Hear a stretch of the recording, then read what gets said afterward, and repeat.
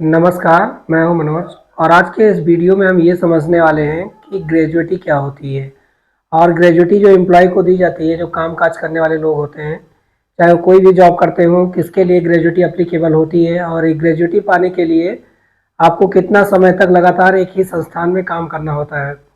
अगर उस संस्थान में आप लगातार काम करते हैं, तो बहुत सारे लोग ये क्वेश्चन पूछते हैं कि हम अपनी ग्रेजुएटी जो है काम करते समय निकाल सकते हैं या नहीं निकाल सकते हैं।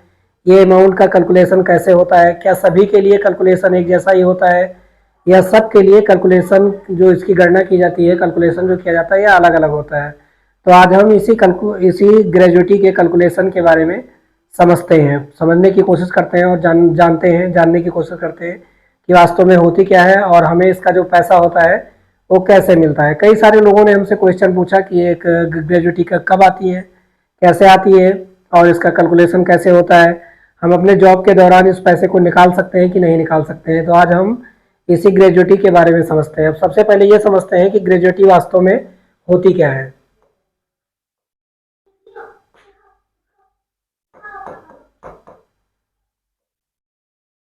अब ये जो ग्रेजुएटी होती है, इसका मतलब होता है कि ऐसा अमाउंट या ऐसा पैसा जो आपको जॉब करने के बाद में एक मुफ्त में दिया जाता है, यानी एक बार में ही दिया जाता है। जैसे ही आप स्नातक करते हैं, कोई पढ़ाई करते हैं और ग्रेजुएट करते हैं, तो आपको डिग्री दी जाती है। उसी प्रकार से इसका भी एक टाइम ड्यूरेशन निर्धारित होता है और ये पैसा आपको एक साथ में ही दिया जाता है, एक बार में दिया जाता है। लेकिन इसकी भी अलग अलग शर्तें होती हैं और इसका जो है, इसके लिए एक्ट बनाया गया है संविधान में। ये है ग्रेजुएटी एक्ट 1972। इसके तहत जो है इसके नियम कानून लागू होते हैं। अब ये समझते हैं कि ये ग्रेजुएटी किसको किसको मिलती है। तो बहुत सारे लोगों को कन्फ्यूजन होता है कि ग्रेजुएटी जो होती है केवल जो है गवर्नमेंट एम्प्लॉय को मिलती है, प्राइवेट को नहीं मिलती, या प्राइवेट को मिलती है, गवर्नमेंट को नहीं मिलती है। तो ये जवाब बिल्कुल गलत है। ये आपको गवर्नमेंट को भी मिलेगी और प्राइवेट एम्प्लॉय को भी ये ग्रेजुएटी मिलती है। अब जो गवर्नमेंट जॉब होती है उसमें दो तरीके की जॉब होती है। एक सेंट्रल गवर्नमेंट की जॉब होती है और एक जो है स्टेट गवर्नमेंट की जॉब होती है। एक सेंट्रल गवर्नमेंट की जॉब होती है और एक स्टेट गवर्नमेंट की जॉब होती है। स्टेट गवर्नमेंट की जॉब में इसमें थोड़ा सा वेरी कर सकता है, ये पैसा जो मिलता है इसमें थोड़ा सा वेरिएशन होता है, क्योंकि सेंट्रल गवर्नमेंट की जो सैलरी होती है, उनके जो भत्ते और बाकी चीज़ें जो होती हैं वो थोड़ी ज़्यादा होती हैं और अलग अलग स्टेटों में ये अलग अलग उनकी गरीबी अमीरी के हिसाब से, वो अपने कैलकुलेशन के हिसाब से ये पैसे थोड़े बहुत ज़्यादा होते हैं। क्योंकि अगर सेंट्रल गवर्नमेंट की वही उसी जॉब के लिए सैलरी ज़्यादा मिलती है और ये स्टेट गवर्नमेंट में उसी जॉब के लिए सैलरी थोड़ी सी कम मिलती है, तो उसके लिए अलग अलग होता है। ये दोनों के लिए अलग अलग चीज़ें होती है गवर्नमेंट जॉब में। अब एक जगह यहाँ पे एक क्वेरी और आती है, बहुत सारी जॉब ऐसी होती है जो कॉन्ट्रैक्ट बेसिस पे होती है, कॉन्ट्रैक्ट पे लोग जॉब करते हैं, तो वो ग्रेजुएटी के दायरे में नहीं आती है। अब क्यों नहीं आती है वो ग्रेजुएटी के दायरे में? क्योंकि वहाँ पे क्या होता है कि आपका जो है एक साल कॉन्ट्रैक्ट जो है टाइम ड्यूरेशन के लिए होता है, लिमिट के लिए होता है। ज़्यादातर कॉन्ट्रैक्ट जो होते हैं वो एक साल के लिए कॉन्ट्रैक्ट भरवाए जाते हैं। एक साल के बाद में वो कॉन्ट्रैक्ट आपका खत्म हो जाता है। अगर आपकी जॉब को और आगे जारी रखना है तो वो लोग क्या करते हैं कि आपके कॉन्ट्रैक्ट को वो लोग फिर से रिन्यू कर देते हैं, यानी कि फिर से आपका जो 0 डेज से वो शुरुआत होगा, जो कॉन्ट्रेक्चुअल बेस पे जॉब होती है वो 0 डेज से शुरुआत होगा और वो जब तक जाएगा फिर से रिन्यूअल में आ जाएगा। कई बार क्या होता है, इन कॉन्ट्रैक्ट एम्प्लॉय को परमानेंट एम्प्लॉय में कन्वर्ट किया जाता है। तो जब आपको परमानेंट एम्प्लॉय में कन्वर्ट किया जाएगा उस तारीख से आपकी ये ग्रेजुएटी बनना स्टार्ट होगी, उससे पहले आपकी ये ग्रेजुएटी बनना स्टार्ट नहीं होगी। अब दूसरी जगह जो गवर्नमेंट, ये प्राइवेट जो एम्प्लॉय होते हैं, इनमें भी कंडीशन होती है। अब प्राइवेट में क्या क्या आते हैं, कोई बागान में काम करता है, कोई चीनी मिल में काम करता है, कोई भी कारखाना, कोई भी दुकान, या कोई भी सरकारी कर्मचारी वाले जो कारखाने होते हैं, रेलवे कारखाने या कहीं भी कोई भी ऑर्गेनाइजेशन, उनमें जो है प्राइवेट संस्थाएं आती हैं। और इनका रूल क्या होता है कि उनमें कोई भी ऑर्गेनाइजेशन जिसमें 10 से ज़्यादा एम्प्लॉय हो, इनकी संख्या जो है 10 से ज़्यादा होना चाहिए, एम्प्लॉय की जो संख्या होनी चाहिए वो 10 से ज़्यादा होनी चाहिए। अगर 10 से कम है तो ये ग्रेजुएटी जो एक्ट है इसके अंडर में वो संस्थाएं नहीं आएंगे। कैसे हम पता करेंगे कि हमारी संस्था जो है, तो आपके ऑर्गेनाइजेशन में 10 से ज़्यादा एम्प्लॉय होना चाहिए। और 10 का मतलब ये नहीं कि मान लो कोई छोड़ के बीच में चला गया, तो 12 महीने के बीच में, मतलब कभी भी अगर 10 से ज़्यादा एम्प्लॉय हो जाते हैं तो ग्रेजुएटी एक्ट के अंदर में आता है। अब ये कैसे पता चलेगा?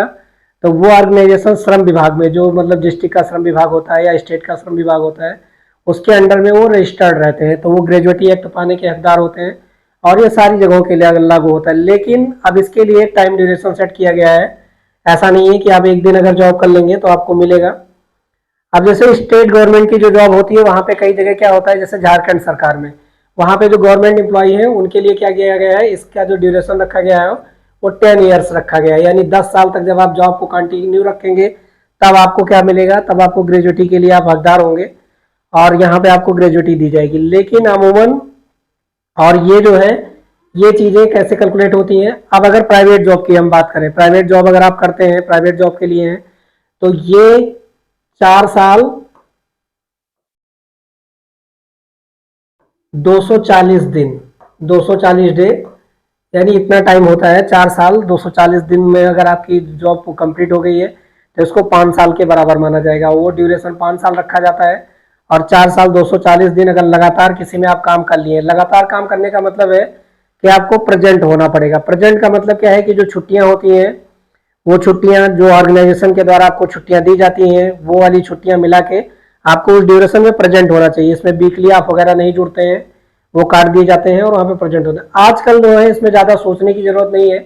जितने भी बड़े बड़े ऑर्गेनाइजेशन या छोटे ऑर्गेनाइजेशन काम करते हैं वो अपना एक सॉफ्टवेयर रखते हैं। वो सॉफ्टवेयर आपके प्रेजेंट के दिनों की संख्या, एब्सेंट के दिनों की संख्या, आपके ग्रेजुएटी अमाउंट, आपका पीएफ अमाउंट वो ऑटोमेटिक कैलकुलेट करता है। उसमें किसी को ज़्यादा दिमाग लगाने की जरूरत नहीं होगी। जिस हिसाब से आप प्रेजेंट रहेंगे वो आपका ये कैलकुलेट करके आपको दे देगा। तो ये वाला ड्यूरेशन होता है, मतलब 4 साल 240 दिन अगर आप काम कर लेते हैं किसी ऑर्गेनाइजेशन में तो आपका ग्रेजुएटी बन जाएगा और वो 5 साल के बराबर माना जाएगा। इसके लिए और समझने की जरूरत है, जो अगले साल आएंगे, जो आगे के साल आएंगे वहां पे जब आपका 4 साल, मान लीजिए आपका 6 साल हो गया तो 6 साल अगर मान लीजिए 6 महीने हो जाते हैं, अगर 6 महीने के नीचे है, 6 मंथ के नीचे है तो वो 6 महीने केवल 6 साल गिना जाएगा। अगर 6 महीने के ऊपर है तो आपका 7 साल के बराबर गिना जाएगा। अब कब इसके हकदार होंगे आप, अब कब आपको ग्रेजुएटी मिलेगी। एक तो ये टाइम ड्यूरेशन हो गया कि इतने दिनों तक अगर आप काम करेंगे तो आपको ग्रेजुएटी मिलेगी, अगर इतने दिनों तक काम नहीं करेंगे तो ग्रेजुएटी नहीं मिलेगी। और ग्रेजुएटी रखने का मेन पर्पज क्या होता है कि इसमें ग्रेजुएटी रखने का मेन पर्पज होता है कि एम्प्लॉय जो है लंबे समय तक काम करे, तो ये दोनों के लिए फायदेमंद होता है। एक आपका पुराना एम्प्लॉय अगर आपके साथ में ज़्यादा दिनों तक जुड़ा रहेगा तो आपकी ग्रोथ अच्छी रहेगी, क्योंकि आपके साथ में, आपके संस्थान के साथ में वो ज़्यादा, जैसे जैसे आपका संस्थान ग्रोथ कर रहा है वो एम्प्लॉय भी ग्रोथ कर रहा है और ज़्यादा दिन तक अगर वो जुड़ेगा तो आपका काम जो अच्छे से चलेगा। नए एम्प्लॉय उस ऑर्गेनाइजेशन के लिए बहुत ज़्यादा खतरनाक होते हैं, क्योंकि आने के बाद में वो कितना अच्छा काम करेंगे इस पर भरोसा करना बहुत मुश्किल होता है। तो एक रीज़न ये हो गया। दूसरा है कि ये आपको कब मिलेगा, ये सवाल पैदा होता है कि आपको कब दिया जाएगा, कब मिलेगा, कब नहीं मिलेगा। तो इसका ये कई सारे कंडीशन है। मान लीजिए कि किसी एम्प्लॉय की इस 4 साल के पहले ही, मतलब जो 4 साल 240 दिन का जो ड्यूरेशन है, इससे पहले उसकी डेथ हो जाती है, मतलब डेथ हो जाता है, और या फिर वो कंप्लीटली रूप से क्या हो जाता है, विकलांग हो जाता है। विकलांग हो जाता है वो, तो आपको क्या होगा, जब डेथ होगी या तो विकलांग हो जाएगा उस ड्यूरेशन में, तो जितने दिन आप काम किए रहेंगे, अगर आप विकलांग होते हैं तो आप खुद अगर एप्लीकेशन करेंगे, फॉर्म डालेंगे, तो आपको जितने दिन काम किए रहेंगे उतना दिन का ग्रेजुएटी आपको जोड़ के दे दिया जाएगा। लेकिन अगर आप जो है आपकी डेथ हो जाती है तो कंपनी, जब आप कहीं पे काम करते हैं यहाँ पर, तो आपका नॉमिनी डाला जाता है। वो नॉमिनी एप्लीकेशन फॉर्म डालने के बाद में उस नॉमिनी को ये पैसे रिसीव हो जाएंगे, मिल जाएंगे। यहाँ पे वो जो 4 साल 240 दिन की जो लिमिट थी वो लागू नहीं होगी, और इस ड्यूरेशन के दौरान में आपको जो है वो पैसे ऑर्गेनाइजेशन के द्वारा दे दिए जाएंगे। दूसरा क्या होता है कि अगर आप जो अपनी जॉब कंटिन्यू रखते हैं, अब इसका कैलकुलेशन कैसे होता है, कैसे आपको पता चलेगा कि हमारे कितने पैसे बने हैं, और कैसे आप मालूम कर पाएंगे कि मेरा जो अमाउंट मिलेगा वो कैसे मिलेगा। तो उसके लिए एक फार्मूला होता है, बिल्कुल सिंपल सा। आपकी जो बेसिक सैलरी है, बेसिक सैलरी प्लस जो आपका महंगाई भत्ता होता है, जो आपका महंगाई भत्ता होता है, इसको जो है मल्टीप्लाई कर देते हैं 15/26 से, इंटू एन जो है वो नंबर ऑफ ईयर्स होता है। ये वाला फार्मूला लगाते हैं और इस फार्मूले से हम लोग निकाल लेते हैं कि हमारी जो ग्रेजुएटी बनेगी वो कितनी आएगी, ग्रेजुएटी का अमाउंट कितना होगा, कितनी ग्रेजुएटी हमारी बनेगी, मतलब ग्रेजुएटी का जो अमाउंट है वो कितना बनेगा। तो ये सिंपल सा फार्मूला है जो आपकी बेसिक सैलरी है। अब जिनके पास में सैलरी मिलती है वो सैलरी स्ट्रक्चर उनके पास में होता है।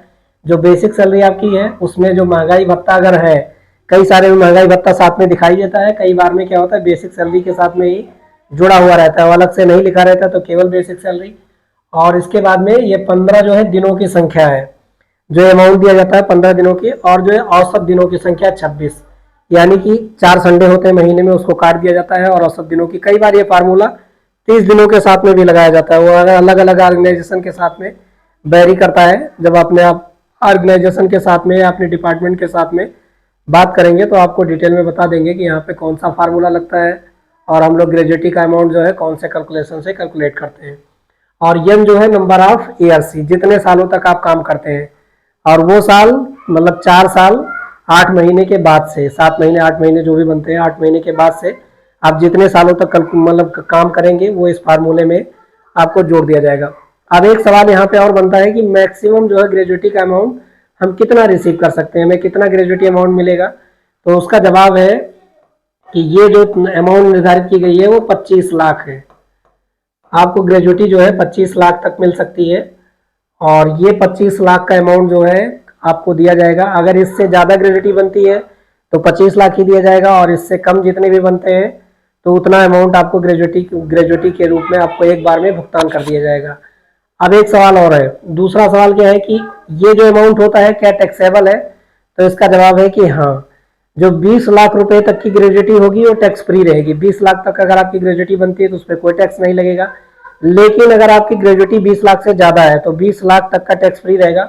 मान लीजिए कि आपकी ग्रेजुएटी जो है 22 लाख रुपए बनती है, तो 22 लाख रुपए में 20 लाख रुपए पे कोई टैक्स नहीं लगेगा, और 2 लाख रुपए जो है आपको टैक्स काट के आपको आपके पैसे दिए जाएंगे। तो ये मेथड होता है, और इस तरीके से आपको ग्रेजुएटी मिलती है। और ये वीडियो सबके लिए जरूरी है।